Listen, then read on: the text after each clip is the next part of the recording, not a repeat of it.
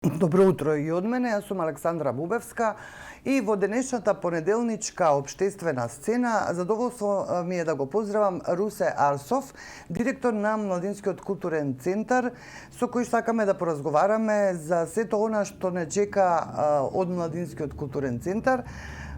Добро утро и благодарност што стигнавте да дојдете и до нашето студио, Русе. Добро утро. Пред да ве прашам за она што го подготвувате во наредниот период, сакам да ве прашам за динамиката со која што работеше МКЦ во овие пандемиски времиња. Забележително беше дека МКЦ работи па речиси како да е се нормално, се разбира со почитување на сите препораки. Успеавте, како ви успеа тоа? Па најверојатно од преголема желба да што е можно повеќе од програмата која што беше предвидена за 2020 година да реализираме, а од друга страна и малце поголема свесност и за нашата одговорност како јавна установа, дека покрај нашите програми кои што се на Младинскиот културен центар, ние сме сепак и технички домаќини на голем број други независни автори и организации кои што го користат МКЦ како простор за своите активности. Така да некако заедно успеавме да се обидеме да поставиме услови како би можело со почитување на сите протоколи, со максимална безбедност како за персоналот, така и за гостите, да реализираме све што може да се реализира во 2020 година. Баш така, се што можеше да се реализира. Во меѓувреме, некаде во март месец објавивте дека станавте членка на меѓународната мрежа концертна, таа се вика Live Europe, а исто така успеавте и да реновирате дел од платото и некои од просториите во центарот.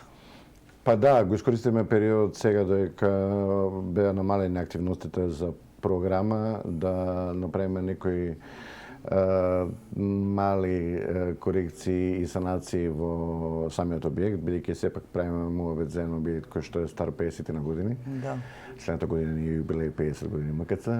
Така да реновиравме плато, реновиравме конечно и тоалети, решававме некои многу годишни сериозни проблеми на МКЦ, а паралелно спремавме се она што треба да биде програма во 2021 година и секако бе да го дочекаме моментот кога станавме членка на Live Europe. Една прилично сериозна и прилично значајна голема европска музичка мрежа. Какви обврски става таа мрежа пред вас?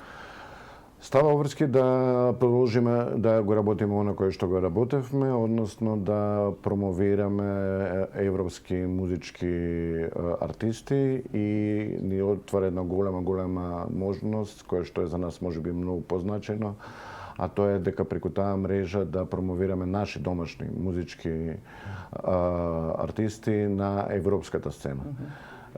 Се работи за една многу, да кажам, затворена мрежа, која што има многу строга селекција како може да се стане нивна членка и нас до претходно беше најјужно, мислам дека Кино Шишко Љубљана. Од оваа година влеговме уште 3 членки од регионов, така да Македонија е единствената овдека. Единствената. Добро, освен ова она што е ваша програма, рековте веќе, но еве и уште еднаш сакам да ве прашам како тоа се одвива, дали МКЦ поради својот простор или поради многуте простори на отворено што можат да бидат искористени, просто се претвори во еден вид на центар каде што се одвиваат и промоции, пресконференции разни, не нужно врзани за самата програма на МКЦ, фестивали се одржуваат, изложби и така натаму. Како тоа го координирате со вашата програма или воопшто нема препреки бидејќи е голем просторот? Па добро, во принцип колку да е голем просторот, луѓето кои што треба целото тоа да го сработат се тие. Сепак правиме мовет за не правиме мовет за приватен културен центар, него правиме мовет за јавна установа. Капацитет се тие кои што ги имаме, но од друга страна, па ќе кажам, имаме многу посветен и многу професионален персонал кој што дава се од себе токму во тој дел на разбирање и солидарност на другите, така да ако искуството кое што сепак оваа пандемија направи да научиме еден друг модел на работење, да се обидеме све што е можно да се сработи, да дадеме солидарна поддршка на сите останати, за да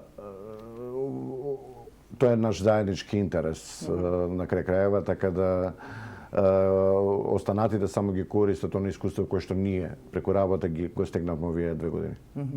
Тоа е искуството на солидарност, на и начин на менаџирање на криза, начин на како да овако брзо се реагира, да брзо се носат одлуки, да се даде малце повеќе од оно што се може да се даде, но се да се сработи. Добро, еве, програмата ви е доста набиена, барем од она што може да се види на Facebook и на другите социјални мрежи на МКЦ, а тоа е дека ве очекува Синедес, фестивалот на европски филм, кој што ќе се одржи летово, и Здраво млади, оној омилен фестивал на сите скопјани, па и на сите што доаѓаат од другите градови, специјално за тој фестивал. Да. Оваа година ми повторно најава на гости од регионот као публика, инаку ни престои долго топло работно лето на МКЦ, така да најпрво почнуваме сега да ги реализираме големите наши фестивали. 20-то јубилејно издание на Синедес од 15 до 21 јули, потоа 25 и 26 август ни доаѓа Здраво млади фестивалот. Полека работиме за крај на септември на МОД, 46-то издание на фестивалот. Традиционално ќе го сработиме веднаш после Здраво млади и МКЦ за Скопје на 26 јули, веќе повеќе десетина години. Традиционално каде што даваме наше програмско потсетување на земјотресот во Скопје. Тука сме секако да помогнеме на сите наши соработници во однос на други програми кои што се случуваат во МКЦ, не се директно во организација на МКЦ или се во коорганизација со МКЦ. Значи, веќе во четврток имаме премиера на театарска представа на Лука Кортина, неговата продукција на Пресврт театарот. Паралелно се спремат уште 2 театарски продукции за наесен, како дел од промо настаните на Синедес. Оваа година ќе во сработка со нашите долгогодишни пријатели и партнери делегацијата на Европската унија ќе направиме летно патувачко кино на промо настани на Синедес во Крива Паланка, Струмица и Струга. Ќе имаме вечери као дел од промо настаните за Синедес. Во паркот во МКЦ ќе ги дочекаме Фликбук филм фестивал со нивното второ издание на анимиран филм.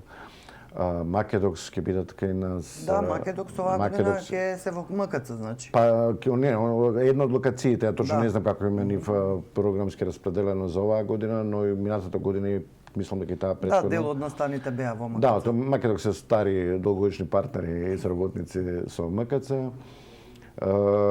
Тука се оние стандардни програми кои што као дел од нашата редовна месечна програма ги правиме, тоа се промоции на книги, изложбите, работелниците во детскиот креативен центар со Доротеј Нешковски и Нина Максимова. Предпоставам дека нешто, сега зборам само за лето, така да овако предпоставам дека можеби нешто заборам. Да, Златна рамка има најава дека исто ќе бидеме нивни технички домаќини просторни на ДФРМ, така да има многу активности.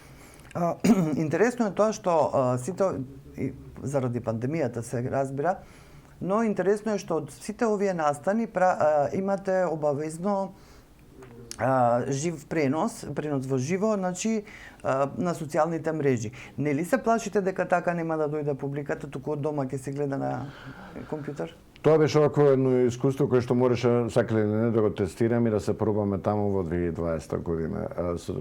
Во самата пандемија бараше од нас да брзо реагираме и наоѓаме нови модели, како од една страна да ги одржиме артистите активни и да ја покажуваат својата програма, од друга страна во отсуство на физичко присуство во сала, да можеме да овозможиме нешто на публиката. Ние се трудиме и тоа се осеќа веќе дека што е можно повеќе да правиме капацитети за физичко присуство, но сепак се работи за нешто што не е баш природна секојдневна појава, па така да ја оставаме можноста за оние кои што се уште овако можеби се плашат, можеби од други причини не може да стигнат да дојдат да ги проследат тие активности, а од друга страна ете и тоа е една нова алатка која што самиот момент на тие јавни видео стримови дава една друга овако предност на целата приказна, а тоа е дека дава една дигитална архивска тежина на целото тоа. Така да дури ние еве конкретно и во ликовната програма почнеме да правиме виртуелни тури низ галериите, чисто за да остане како архива, да не се заборави кога била и што била таа изложба. Така да све си има своје за и своје против. Веруваме и ова што го гледаме веќе со полека зголемување на капацитетите, многу големо се враќа публика и вие не се плашите дека публиката нема да се врати. Некои од театрите тука кои што беа гости во нашава емисија зборуваа за тоа дека тешко ќе биде да се врати публиката во салоните, но гледам ја мислам дека не, него напротив, МКЦ, сега можам да зборам од позиција на МКЦ од секојаш ја сум го кажал и многу се лутат можеби за тоа, но има една најубава публика, една многу свесна, млада и воспитана публика која што почитува се од протоколи, знаа до колку може, до колку не може, така да куцнам од дрво што се вика до сега сме имале проблеми, ние очекуваме проблеми. Публика има и мислам дека и така ќе се враќа, посебно сега летниот период, многу време бевме затворени внатре, така да. Има кај сите желба да... Како не? И кај артистите едва чека да се качат на сцена и публиката која што едва чека да ги види во живото. Русе Арсов, директор на МКЦ, многу ви благодарам што бевте гостин во нашево издание на Утрински брифинг.